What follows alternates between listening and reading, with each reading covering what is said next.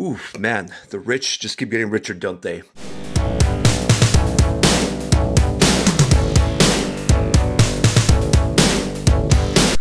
All right, ladies and gentlemen, we have an emergency pod. This wasn't my plan for episode 6 of the Crashing Out podcast, but we just had a massive, and I mean absolutely massive NFL trade just go down. There was speculation all morning. Like the assumption was today we were just going to see A.J. Brown finally get traded to the Patriots. That hasn't happened yet, which is absolutely shocking to me because I feel like that's been like being teased since the Super Bowl ended. It ruined other people's careers. Like that's a different story for a different day. But the Rams, the Los Angeles Rams, have traded for two-time Defensive Player of the Year Myles Garrett in a massive, massive, shocking trade. The Los Angeles Rams acquire Myles Garrett in a trade that they send to the Browns a 2027 first-round pick, Jared Verse, who is from Cleveland, Ohio. So he goes back home and tries to replace Myles Garrett, which, look, Jared Verse is good, man. He's a pro ball player, but this is crazy, man. A 2027 first-round pick,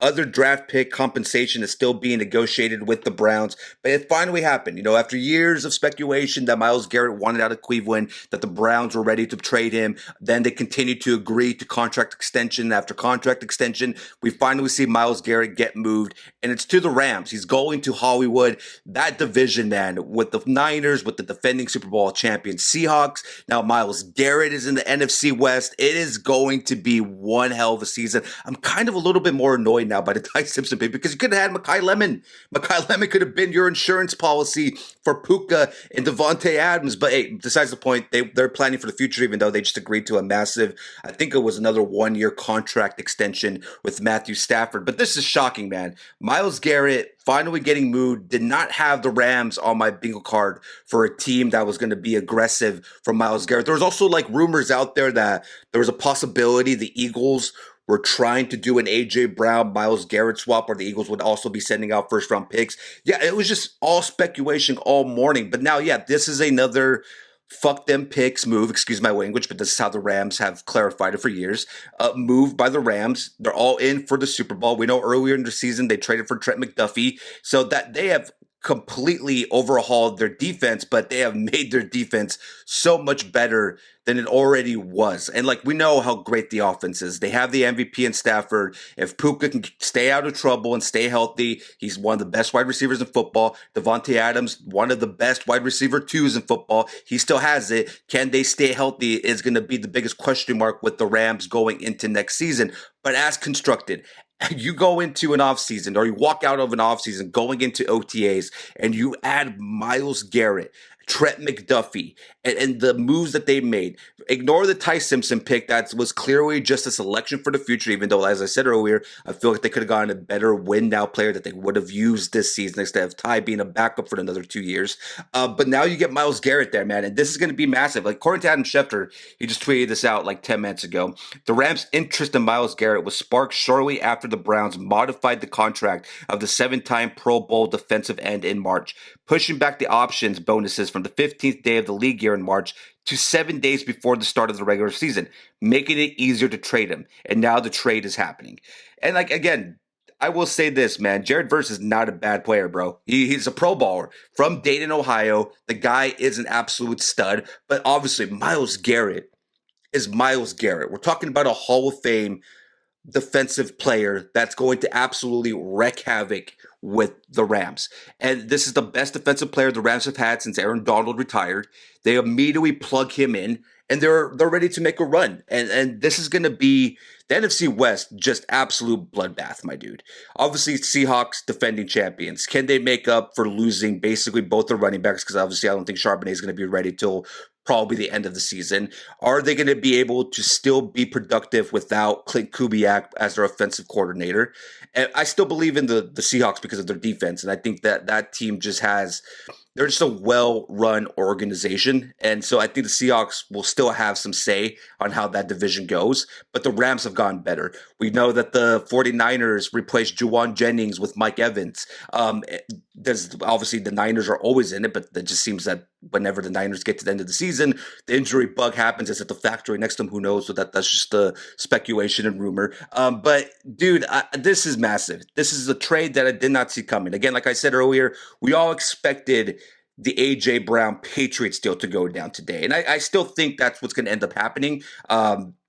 How funny would it be if another team just sneaks in there and gets A.J. Brown instead of the Patriots? We've been waiting months for this reunion between Vrabel and A.J. Brown. It doesn't even end up happening. We've seen two marriages practically come to an end or almost to an end because of this whole A.J. Brown Patriot speculation. It's what really opened up the doors about that whole drama that went down a few months ago. If you know, you know. But yeah, I'm still expecting A.J. to get traded. But I did not have Myles Garrett getting moved today on my bingo card. And again, it just makes the Rams defense to walk out of this offseason with two absolute stud additions to your defense. It's props to the Rams front office, man. They're going for it. They're trying to do both things.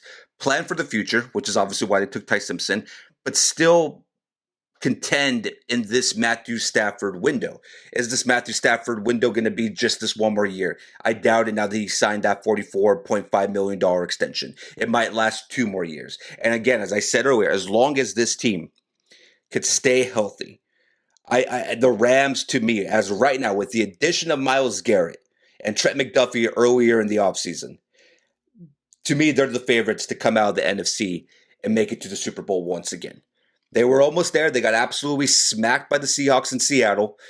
Clearly, defense was something they were going to focus on. They needed to improve their DB room. They did that in the offseason. They needed to add another legitimate star at defense. They haven't had it. I know versus a Pro Bowler, but he's not Myles Garrett. They get that in Garrett.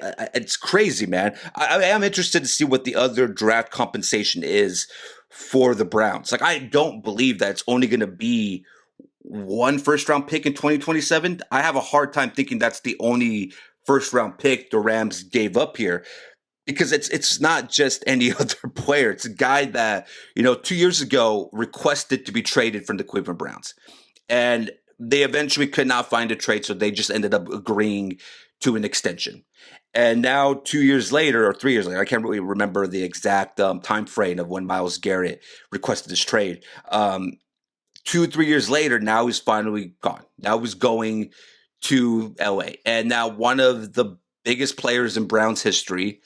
You think of the Cleveland Browns, obviously, because they haven't really had a quarterback in years, decades, centuries. The one player you think about when you think about the Browns was Myles Garrett. Now they get Jared Verse. Now they should build a defense around him. By the way, I have loved what Cleveland Browns have done in the draft. They have drafted some quality players the last 2 years. I loved their draft class this year. Their draft class last year was fantastic. They're building something there, man. And it's like they're finally agreeing to build from the bottom of the foundation up. And they're drafting well. They're adding the right players. Obviously, is Shedeur Sanders their quarterback of the future? We don't know. We still have to wait and see with this. But I think it was time. It was time for both parties to move on and go in different directions. And if you're the Rams, you get a 2-time Defensive Player of the Year, multi-time Pro Bowl, Hall of Fame defensive player that you haven't had since Donald retired with the Super Bowl. And now if you're the rest of the league, especially if you're like the Seahawks and the Niners, you got to be rolling your eyes right now, man. The Sean McVay, this dude is committed to succeeding. And I know they've only had one Super Bowl. They've been to 2. And they want to go back. Like, this is basically like a last dance type situation right now in LA. They know what they got to do. They're adding as much talent as they possibly can. And that defense is going to be dead weight, man. The biggest question mark, again, and I'm repeating myself over and over again, is can this team stay healthy? Can they stay healthy enough towards the end of the season? Because remember, towards the end of last season, Puka had his injuries. Devontae Adams wasn't available because he had his injuries, which is why I thought Mekhi Lemon was the perfect selection for them when they were picking where they picked at. But yeah, man, massive, massive news. Just wanted to jump on here real quick, do an emergency podcast and talk about Myles Garrett being traded to the Los Angeles Rams for Jared Verse and a 2027 first-round pick. The other draft compensation, I guess, will be announced later on. We're not getting that information right now. I keep refreshing Schefter and Ian's Rappaport's Twitter feeds, and I'm not getting any information of what else that was included in the trade. It's just what we've been told is what we're being told as of right now. But yeah, man, this morning, it's only June 1st, and I am already over freaking whelmed. Like, it's like so much things have happened, and it's only 10:40 a.m. Pacific time.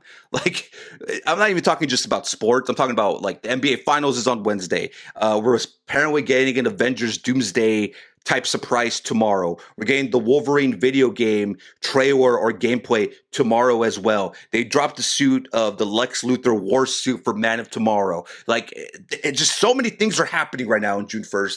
And it's the beginning of the month. It's the first of the month. And I am already over freaking whelmed, my boys. If this is any indication of how this month is going to go, we are in for a treat. By the way, this was not the plan for episode 6. Episode 6 was supposed to be an NBA Finals preview, which, by the way, you will be getting. You will be getting an NBA Finals podcast preview, and I will be dropping that Wednesday at 6 a.m., so make sure you look forward to that. We're going to talk about the Western Conference Finals. We're going to talk about the Knicks making the finals, the Spurs-Knicks rematch of 1999. I am absolutely excited to see that. By the way, the NBA officially announcing that they're finally putting the NBA Larry O'Brien trophy, I got that bad boy right there, on the courts again.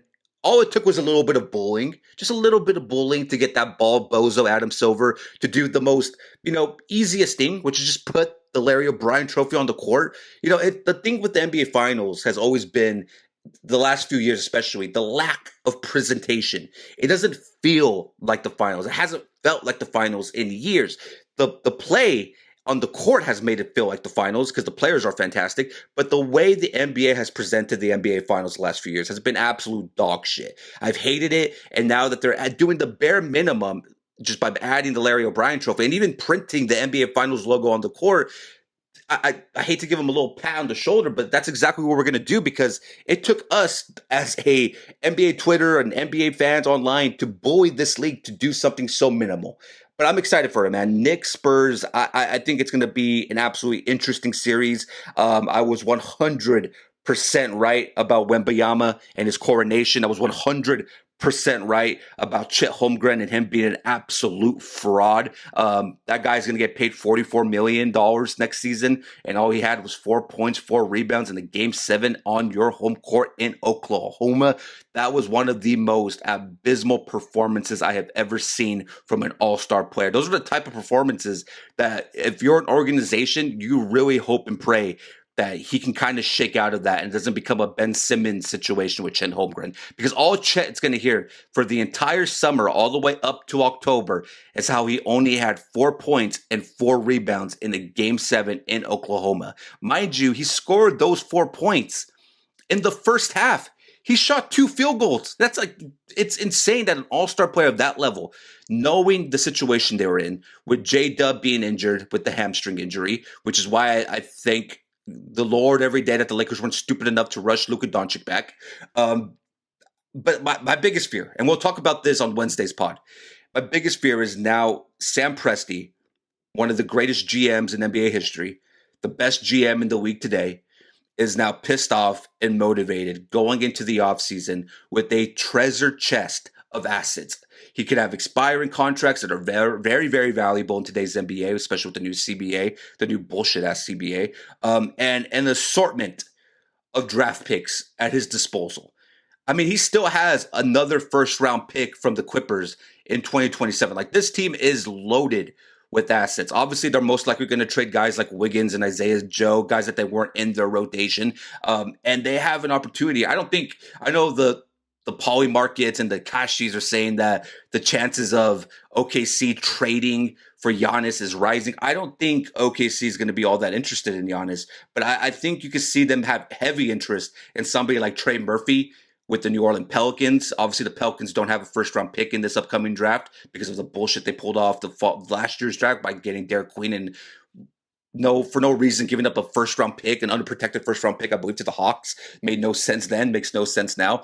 So do the Pelicans trade Trey Murphy? Again, the OKC Thunder have 2 first-round picks in this upcoming draft that they could use to maybe trade up, use it to trade for Trey Murphy. I really do think OKC is going to be a team that's going to want real Sorry, I'm reading more of Jesus. Okay, we'll get into that right now too. I'm reading more of Adam Schefter. We're getting more NFL news. Today's crazy, man. Today is crazy. Odell Beckham Jr.